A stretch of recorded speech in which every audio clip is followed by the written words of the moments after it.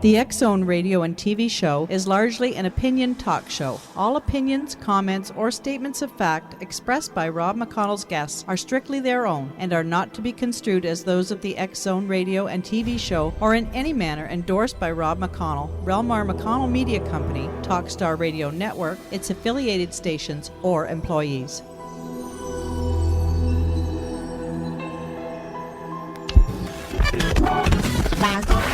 All Hit Radio.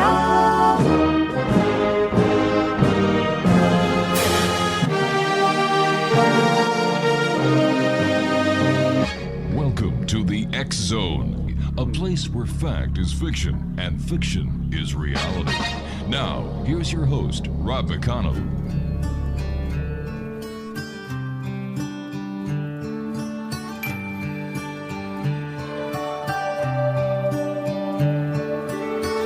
It's amazing how you can speak right to my heart.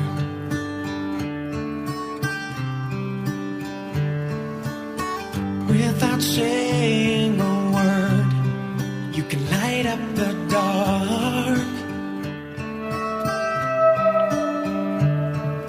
Try as I may, I can never explain what I hear when you don't say a thing.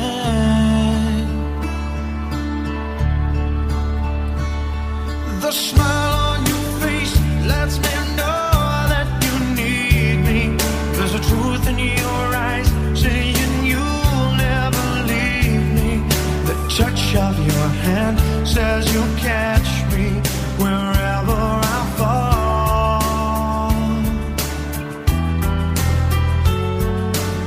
Say it best when you say nothing at all. Welcome back to the X-Zone, everyone. My name is Rob McConnell. We're coming to you from our studios in Hamilton, Ontario, Canada, worldwide on the Talkstar Radio Network and our fine and growing family of broadcast affiliates and networks across Canada, the United States, Central America, the Caribbean, South America, the Pacific Rim, 25 Asian countries, and across Europe. 1-877-528-8255 is toll-free. That's toll-free through Alaska, Hawaii, the United States, Canada, and the Caribbean. Worldwide at 1-800-610-7035. Email xzone@talkstarradio.com, on MSN Messenger, talkstarradio@hotmail.com, and our websites, www.xzoneradio.com and www.xzonetv.com. X-Zone Nation, we're going to be speaking with Philip Smith this hour. He's the author of Walking Through Walls. Now, the only son of Lou and Esther Smith, a successful and renowned interior design visionary and a high society figurine, Philip Smith was no stranger to the culture of American art and lifestyle. However, as a client of his native Miami took political turns, during the Castro missile crisis, his family took sharper ones. His family life took sharper ones, I should say. Somewhere in between designs, consultations with Walt Disney, and cocktails with Nixon's, Philip's father began to recognize powerful psychic healing abilities within himself. Interior design went from his profession to his marginal duty, something he did when he wasn't busy using his deep healing energy to remove tumors and perform exorcisms. And in true Lou Smith fashions, he led his category. Philip describes his father's newfound prominence in the psychic realm as following. All of a sudden, he was on a A-list, party list circuit for the deceased. Joining me now this hour is the author of Walking Through Walls, Philip Smith. And Philip, welcome to the X-Zone. Thank you. I'm delighted to be here. That must have been some shock for you and your mother, seeing your father do this change, not knowing the importance of what his work was. Well, and also I think it's very important to remember the context. This was happening in the late 60s. I think today, if basically my father was alive and was doing this, the kids at school would say, "Hey, cool, let's go over to Philip's house and watch his dad dissolve some tumors," or he'd be getting grants from the NIH, National Institute of Health, or he'd be on Oprah every week. But back in the early 60s, he was seen as a communist, as someone working with Satan. And what would happen is the police would come, and they would be sent by the FDA or by the doctors and to harass him. We would be driving home, and he'd see a car accident, and he'd get out of the car and try and help these people, and the police would handcuff him and haul him off. So it was not only a shock to my mother and myself, but it was also, it was something you just didn't do in society back then. Philip, I need you to stand by, my friend. You and I have to take a 2-minute commercial break. We'll be right back. Exo Nation. Okay. This hour, my very special guest is Philip Smith. We're going to be talking about his book. It's bound to be a bestseller. It's entitled Walking Through Walls, and it's by our friends at Atreus Simon & Schuster. It's available at www.amazon.com, and you can go and visit Philip Smith at his website at www.walkingthroughwallsthebook.com. This is the X Zone, and we're coming to you from our studios in Hamilton, Ontario, Canada, around the world on the Talkstar Radio Network. My name is Rob McConnell. Philip Smith is my guest this hour, and we'll be back on the other side of this 2-minute break right here in the X Zone.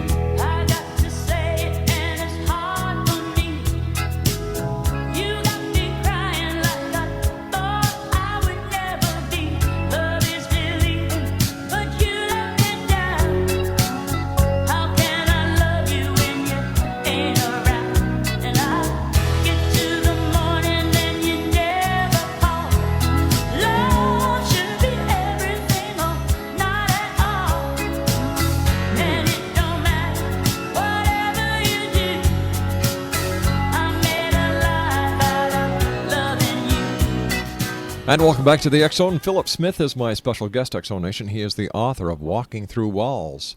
Now, men with skill, there are many. Men with brilliance, there are few. Men with courage, poise, and insight of Philip Smith, there are none. From the ambiguity of an elusive childhood to the perils of a mysterious adolescence to the teachings of a fascinating adulthood. My guest this hour, Philip Smith, knows not only intrigue, but he felt it was his obligation to refine it. Tell us about your father. Tell us about the type of man he was. And, you know, during the commercial break, you were telling me that, you know, it was like your home had been turned into the Lord's, where people would show up at all time of day and night. How did that affect you, your family, and the way that you were looked at by society? Well, it was really very hard. I mean, suddenly my mom, who had married this, glamorous interior decorator, was actually married to an emergency room physician because people were coming to our house at all hours of the night and they had nowhere else to turn. And my father he never charged for this. I mean, he went his whole life and healed people for free because he felt it was a gift, but there's a never-ending line of very sick people out there, and he felt he could never turn anybody away. I think it was very hard because I knew that if I went to school and talked about this, they would send the authorities to my house. So I actually had a little bit of a schizophrenic childhood where at home it was very normal for my father to work these miracles or to talk to dead people. And then I'd go to, 6th grade and I'd pretend like my father worked for an insurance company or something, that everything was fine, and my mom, made Kool-Aid in the morning or whatever, and so I grew up knowing that the outside world was very hostile to this, and I had to just become this actor. What was it like when the people who would scoff, scorn, laugh, and ridicule finally realized what you and your mom knew the importance of the work that your dad was doing? There's a story in the book actually where a guy who was a radiologist on came into my father's office, and he's a radiologist on a case that my father was working on. This woman, they told her she had cancer, and they cut her open, and my father, with his pendulum, diagnosed and told the daughter, don't let them cut her open. She does not have cancer. And they did, and she got infected, and they took out half her stomach. I mean, it was just a huge mess. So by sheer coincidence, the radiologist who read the x-rays came into my father's office as a design client. And so my father just looked at him and said, you're a doctor, aren't you? And the guy was a little flipped out. And he started asking him about this case. But then he said the doctor didn't believe anything my father said. He thought he was crazy. And the guy said, my father said to him, you have a bad back, and I think the wife had a bad wrist. And he said, how do you know that? And my father said, this is what I do. I know these things. So he said, let me help you, let me heal you. And my father never touched anybody or gave anybody medicine. And within 2-3 minutes, the guy stood up, was walking around, which he hadn't been able to do in like 20 years, and was so freaked out by this that he walked out of the office. He just scuttled out of there because he just didn't know it. So there wasn't always vindication for my father, but he felt very driven that he had to do this, and he didn't care what people said or that the police came after him. He just felt that he needed to do it. Now, when did your dad discover that he had this gift? Well, there's actually two answers to that question. I found when I was writing the book a diary of his from 1925. He was 21 years old at the time, and in that diary he's recording dreams. He's, a young man, and one of the dreams he sees a train wreck and a fire and children screaming, and he writes it down. And the next day you turn the page and it says, went downstairs, got the morning news, and the front page story was that there had been a train wreck in the desert, and children were killed in a fire. So he was already having dreams of premonition when he was a young man. But the real turning point didn't come until he was in his 60s. In the late 60s, he went to a lecture by a guy named Arthur Ford, who back in the 20s was a very famous medium. He cracked the Houdini code.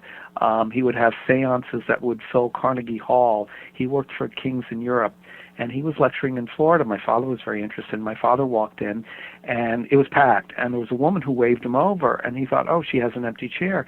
And she said to my father, I'm looking at your aura, and she says, I'm very sick. I have cancer. And she said, the doctors can't help me, but you can.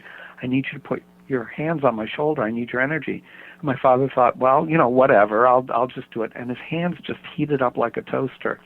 And when they cooled down, he took them away. And then this happened a second time. Another woman, she said, I had heart disease. And then a third time, a woman said, I had a very bad cold. And that was it. It just sort of downloaded onto him at that event, and it just progressed from there. And he started this sort of correspondence school with the spirits, who he took 5,000 pages of dictation, which he left behind, where they would teach him these new healing methods, which he would use on various people. Why did these spirits or these entities choose your father? Was there anyone in your dad's lineage who was also a healer, psychically gifted? Not to my knowledge. I mean, I don't know, but it was a bit how you move to a strange city, and maybe you meet someone at a gym, you become friendly, and then he or she, you have coffee with them, and they bring another friend, and then these spirits would come by with more and more people, and basically they were different specialists, different physicians. So one would come by and say, Lou, I want to introduce you to an orthopedic guy, or I want to introduce you to a cardiologist. And these people would talk to my father and help him with his healings. You were telling me that there was persecution. You'd be harassed by the police, the authorities. Why? Well, and the FDA. The FDA, yes. A couple things. I mean, my father would go into a hospital room, and he would maybe do sort of a laying on of hands or use his pendulum. He'd be diagnosing, and a doctor would walk in and say, who are you? And my father would say, well, Mary's sister asked me to come look at her. Well, what are you doing with that thing? And he would call security, and they'd take my father out. And what my father did is one of the spirits told him, you need to become an ordained minister. So again, this is back in the late 60s. He sent away a check for $25, and he became an ordained minister. So when they came into the room, he'd say, "What are you doing?" And they'd say, "Oh, I'm Reverend Lou. I'm conducting a prayer service," and they would leave him alone. But I think the reason is that the authorities were. I mean, this was like they thought he was crazy. I mean, there's a lot of healers today. There weren't back then, and here you see this guy who's saying, I can wave my hands and cure cancer. It's the equivalent today of someone looking at you and say, "I'm going to turn myself invisible and levitate." And you say, well, gee whiz, I mean, that guy has, some cognitive problems. That's what they thought back then. 1-877-528-8255, toll free throughout the U.S., Canada, Alaska, and Hawaii. 1-800-610-7035 worldwide. My guest this hour is a young gentleman by the name of Philip Smith. He is the author of Walking Through Walls. His website is www.walkingthroughwallsthebook.com. And Walking Through Walls is available at Amazon.com and fine bookstores everywhere. Did your father ever use his gift on the family? Yeah, a lot. He used it in two ways. Number one, if I were sick, he would heal me. There's a story in the book where I had gone to Europe for the first time. I was about 17 or 18, and I went with my girlfriend, and we had given my father a very specific itinerary, but we changed it at the last minute. Instead of going to Paris, we went to Spain, and I got brutally ill in Spain, and to the point of having a fever, and I was delirious, and I was thrashing around, and when I got back home, I called my father. I say, "Hey, I'm home. I had a great time." And he said, "I'm so sorry what happened in Spain." And I said, we were there 3 months. And I said, "What do you mean what happened in Spain? What are you talking about?" He said, "Well, you left me an itinerary, and the spirits woke me up, and they told me that you were very sick. And I looked at your itinerary and said you were in Paris. So I started trying to tune in on you in Paris, and I couldn't find you. As a result, I had to get out an atlas with my pendulum and douse all of Europe until I found you in Spain." So it was like, it was great to have that. On the other hand, it was a little bit like having a baby cam on me all the time because I was not a nice kid, and I did things that kids in the 60s did. And I would come home and pretending to be, that I had just gone to the corner store to get a Coca-Cola and had done something much worse, and he knew exactly what I had done. So I ended up being a very honest person as a result of that. Did you ever try your hand at healing or psychic ability yourself? He taught me a lot, and he in one of the newspaper articles about him, he talked about the fact that I was going to be a healer. Growing up with the police coming after him and seeing really sick people in our house, it's not something I wanted to do. I've done it for family members, and what I've heard from various psychics is that, because I'm a painter, is that a lot of the energy that my father taught me actually comes through in my paintings, and that's where I practice his art, so to speak. Philip, you and I have to take a commercial break with the news at the bottom of the hour. Please stand by. Thank you very much for joining us. Philip Smith is our special guest, X-Zone Nation. Fascinating story. He's the author of Walking Through Walls. It's available at Amazon.com and fine bookstores everywhere. If you'd like more information on Walking Through Walls, visit his website at www.walkingthroughwallsthebook.com. That's www.walkingthroughwallsthebook.com. Philip and I will be back on the other side of this commercial break as we continue. We're right here live and around the world on the Talkstar Radio Network from our studios in Hamilton, Ontario, Canada. X-Zone Nation, don't go away. We'll be back right after this break. And by the way, don't forget, this coming Saturday and Sunday, that's tomorrow and Sunday, the 21st and 22nd of November, Russell Targ is in Toronto. I don't know if there's any place left for his workshop on remote viewing. www.xzone-radio.com/philiptarg.htm.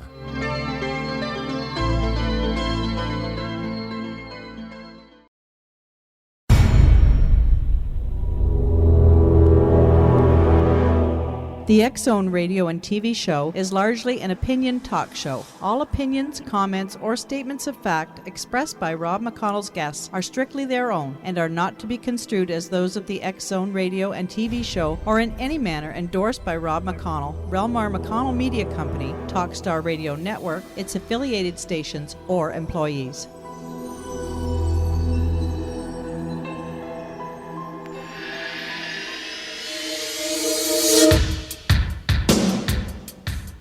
My name is Michael Telstar, Canada's leading mentalist from Toronto, Ontario.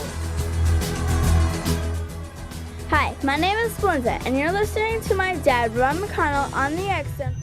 This is Psychic Dorothy from St. Catharines, and you're listening to Rob McConnell. Hello, my name is Holly Reeves, an astrologer from Astro For You, and you're listening to Canada's #1 paranormal radio show, The X-Zone, with Rob McConnell. Welcome to The X-Zone, a place where fact is fiction and fiction is reality.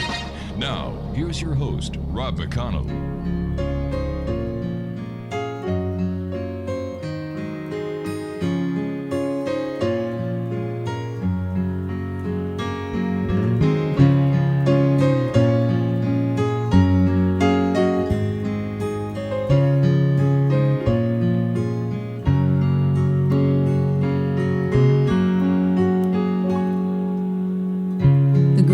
Man I never knew lived just down the hall, and every day we said hello, but never touched at all. He was in his paper, I was in my room. How was I to know he thought I owned the moon, the greatest man. And welcome back to the X-Zone, everyone. My name is Rob McConnell. My special guest this hour is Philip Smith, and Philip is the author of a fascinating book. That's just the word I can use, is fascinating. And why I used that song to come back, Reba McEntire's The Greatest Man I Never Knew, is because fathers, you know, this book is about Philip's father and the transition in Philip's life, because his father was gifted. His father was a healer. His father was a psychic. And first of all, Philip, I want to thank you very much for joining us again. And during the break, you and I were talking that you still communicate with your dad across the time-space continuum. Yeah, I mean, it's not, well, actually in many ways. And one is, as I mentioned, is I always find sometimes when a problem is in my life, suddenly events happen, like someone's moving the chess pieces around and it resolves itself. And I just have no doubt that's my father. And there are times he comes to me in dreams, and I'll tell you something very interesting. I had a call from a woman, I guess about a month ago. She had read the book, and she called me up, and she said, "Do you have a couple minutes?" And I said, "Sure." She says, "Well, your dad's here, and he wants to talk to you." And we proceeded for 45 minutes to have this conversation, which was pretty straight on, with some messages from my father. And then there was one story I told you that's in the book where he had taken a photograph of Charlie Chaplin because he had worked in Hollywood in the 20s. And he talked about this photograph his whole life, and I could never find it. And I had gone through all his papers, and on the 10th anniversary of his death, I actually went to see that Charlie Chaplin biography movie, and I started thinking, where's that photograph? And when I came home, I called my mom. We were talking. She just moved into a new apartment. They had been divorced. And chit-chat about the apartment. And all of a sudden she says, you know, the weirdest thing happened. She says, I was putting books away, and this cookbook that I bought at a garage sale fell off the shelf, and it opened, and there's this little tiny picture in there. And she says, on the back it says, Charlie, Douglas, Marion. I don't know who these people are. I said, Mom, that's the photograph I've been looking for 20 years. And that's my dad. Tell me, why did you title the book Walking Through Walls? There's a story in the book. When I was a kid, I'm 14 years old. I'm coming home from a party, and I'd forgotten my keys, and I knock on my father's door, and the lights are out in the house, and the door sort of creaks open like in a black and white movie, and there's this tall guy I'd never seen before. And he looked like Lurch, and he just stared at me. He says, "Your father can't be disturbed. He's in trance." And then he looks at me and he said, "Why did you even bother to knock? After all, you're your father's son. You should be able to walk through walls." And the expectation of me being my father's son is that I could levitate, I could become invisible, I could, communicate with the dead. And so the idea of walking through walls was what was expected of me ever since I was a young man. Could your father levitate? No. No, he did a lot of astral travel, but not physically. The world, the universe as we think we know it, we haven't got any concept. I like to use the example of you're in Miami. Take all the beautiful beaches in Miami and all the individual pebbles of sand that make up these beaches, and you pick up one pebble. We're not even to that pebble yet.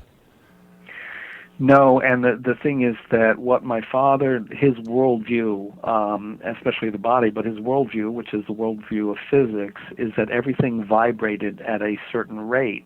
Just like that pebble has a different vibratory rate in physics than the ocean. And what he sought to do was, he was very empirical. He would measure vibratory rates of all the organs in our body, the ideal optimal vibratory rate of the eye or the liver or your toe, and this was all given to him from the spirits.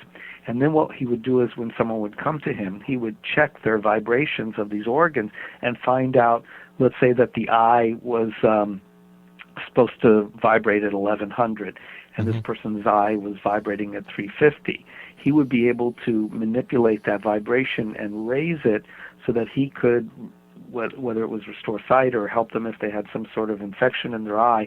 But this is the fact that we and our doctors and everybody else, we look at the world as if it's this material entity that, it's, as you say, it's hard things, it's pebbles, it's cars, it's trees, but in fact it's this swirl of energy. Going back to the 60s, good vibrations. Hey, man, you've got good vibes. I think that they were onto it, but they were way ahead of their time with this way of thinking. Now is the time. More and more people are asking questions. More and more people are opening doors that were closed before. And if anything happens December the 21st, 2012, I think that it's going to be the rebirth of spiritualism and spirituality and New Age belief that this world has never seen. I would agree that we are on the cusp of some sort of change because I am amazed at the response to the book. I mean, I waited 20 years after my father's, well, longer actually, 30 years after he passed away to write the book because I wanted people to know about his work, but I also felt that no one wanted to 20 years ago, except for maybe there were 100 people out there. But look at what he went through, the harassment he went through when he was alive, and now people like Dr. Mehmet Oz have energy healers in the operating room with them. I mean, it's really beginning to change. And of course, even the medical profession at the nursing level realizes that there is something to the human touch when someone is sick. Yes, and in fact, Donna Karan, the fashion designer, she has something called the Urban Zen Initiative, and she is training yoga teachers in sort of all kinds of therapies, and there's an experimental program going on with Beth Israel Hospital in New York where she is sending these therapists into the cancer wards and the orthopedic wards, and the doctors they're measuring, do our patients get better quicker with less medication? That to me is, I mean, I never thought I'd live to see that. Well, look at what bringing animals into the hospitals now and how the sick and the elderly interact with the animals and the effect that these animals have on their lives. Yeah, and I think what's happening is the medical profession has hit a wall. They realize that they can open up clogged arteries, but they never think about, well, why is this person really sick? And, they ate too much butter and eggs. And yes, at a physical level, but there are a lot of other influences that go on that are much more subtle.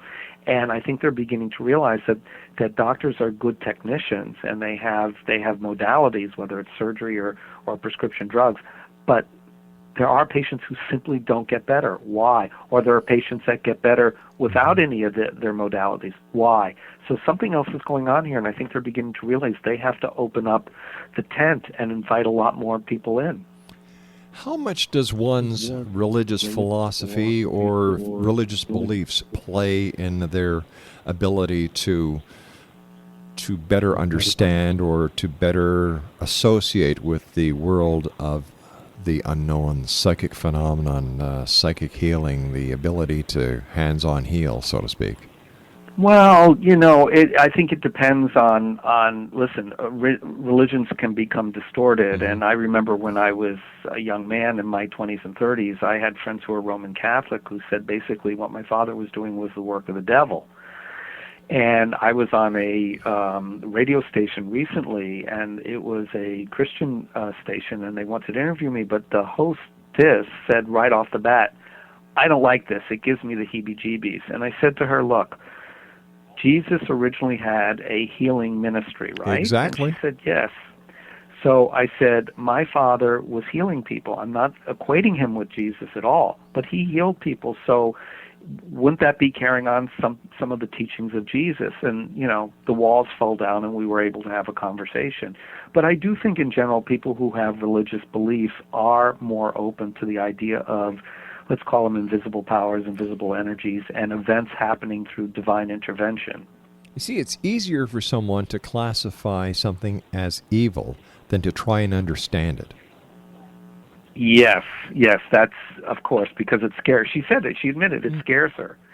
And I said, listen, if your mom, God forbid, or a relative of yours had some horrible disease, let's say they had lung cancer, and no doctor could help them, and you took them into a church, a Pentecostal church or some sort of church, and there was a minister there who could heal them through whatever method, would you accept that? And I said, you'd obviously be grateful. And she said, yes. And so you're right. And it's much easier for them to just turn it off rather than say, gee, I'm not sure what's happening here, but let's take a look at it. Let's try and accept it.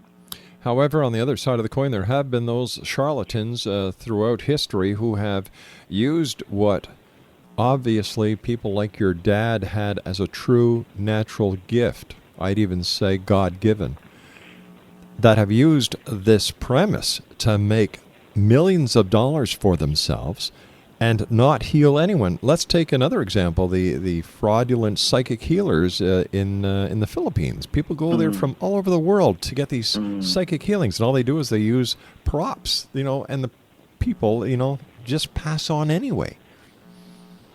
I'm asked every day, and literally hundreds of emails, do you know someone who carries on your father's work? And believe me, I am looking, and I just haven't found them. And there's a lot of people who bill themselves as mediums or psychic channels or healers or energy healers, and I'm not finding a lot of success. I'm sure they're out there, but I just haven't found them yet.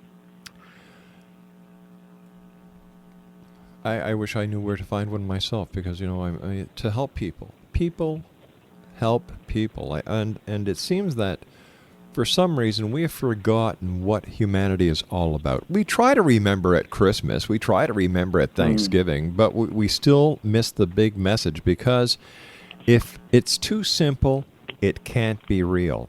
And I think that what you and I are talking about may require the minds of astrophysicists and quantum physicists right now, but in the big realm of reality and the scheme of life as it really is, not as we perceive it, it's very simple. Well, my father told people, he said, look, I'm no different than you are. I'm no special person. I don't have any more abilities than you have. I'm able to do these things, but you know what? So can you. And he did not play guru. He did not play like, oh, you need to bow down to me. He was just a regular guy who had this ability, but he believed that all of us have the ability. And it was just, you're talking about simplicity. I think the idea for him was about rediscovering our innate abilities. But, they get covered up with all kinds of dogma, training and misemotion and things like that. Did your dad have anything to say about other healers and other people like Edgar Cayce, Nostradamus? He was, my father read books on Edgar Casey very early on, and Edgar's son, Hugh Lynn Casey, became a good friend of my father's and would come down and stay with him during the winter. My father, I think, was very inspired when he was younger, reading about Casey in the fact that here was a guy who could sort of take a little nap and access this vast wealth of hidden information.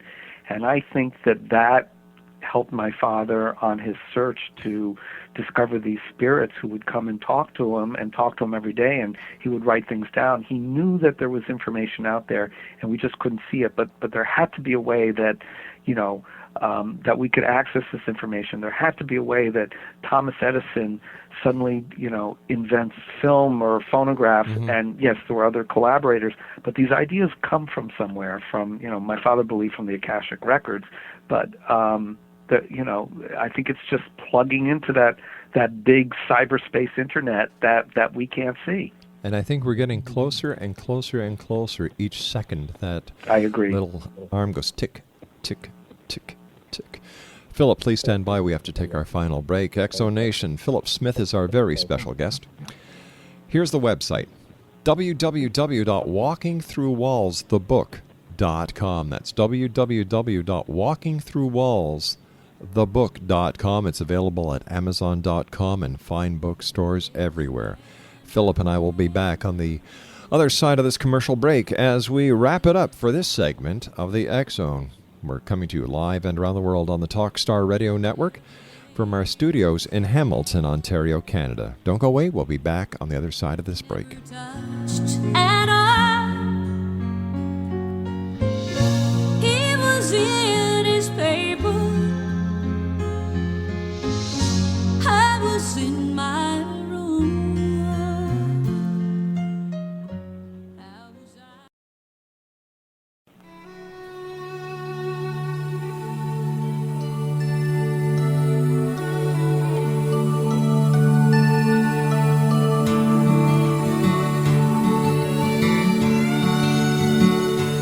I remember Daddy's hands folded silently in prayer and reaching out to hold me when I had a nightmare. You could read quite a story in the calluses and lines. Years of work and worry had left their mark behind. I remember Daddy's hands, how they held my mom. Philip Smith is our special guest this hour. www.walkingthroughwallsthebook.com. The name of the book is Walking Through Walls. It's available at Amazon.com and fine bookstores everywhere. Philip, what is the message that you'd like to leave with the X-Zone Nation tonight?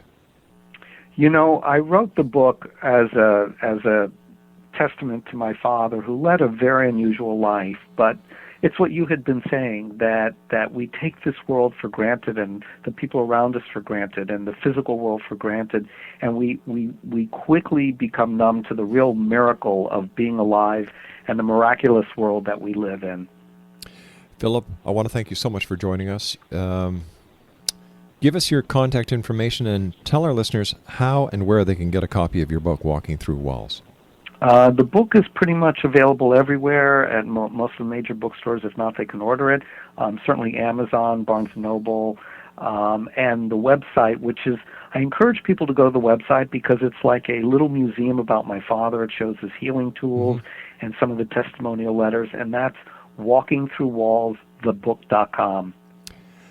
Philip Smith has been our special guest. Exonation. Before we leave this hour, I'd just like to remind you that tomorrow and Sunday, Russell Targ is doing his remote viewing and transformation of consciousness workshops, one of 2 days for you, November the 21st or the 22nd, that's Saturday or Sunday, at the Quality Hotel in downtown Toronto at Bloor and Young. All seats are by reservation only. Tickets will not be sold at the door. I have no idea how many or if any tickets are available at this time. When I was speaking to Paul Foster yesterday, he said that he had a couple of tickets left. Give him a call if you're interested and see how many tickets he has or if he hasn't, and that'll teach you for taking so long to call him. Area code 519-449-2444. That's 519-449-2444. And yes, it is the Russell Targ, who is a physicist and who the author was. He is also a pioneer in the development of the laser and laser applications. He was the co-founder of the Stanford Research Institute's investigation into psychic abilities in the 70s. And yes, this is the Philip Targ, the father of remote viewing, who was in charge of the CIA's remote viewing project in the 80s. Like I said, he's going to be in Toronto tomorrow and Sunday for 2 days, 2 separate workshop days. Here's the number to call, 519-449-2444. That's 519-449-2444. And his website is www.espresearch.com. This hour was a great hour talking to Philip Smith once again. His website, www.walkingthroughwallsthebook.com, and it's available at fine bookstores everywhere, as well as Amazon.com.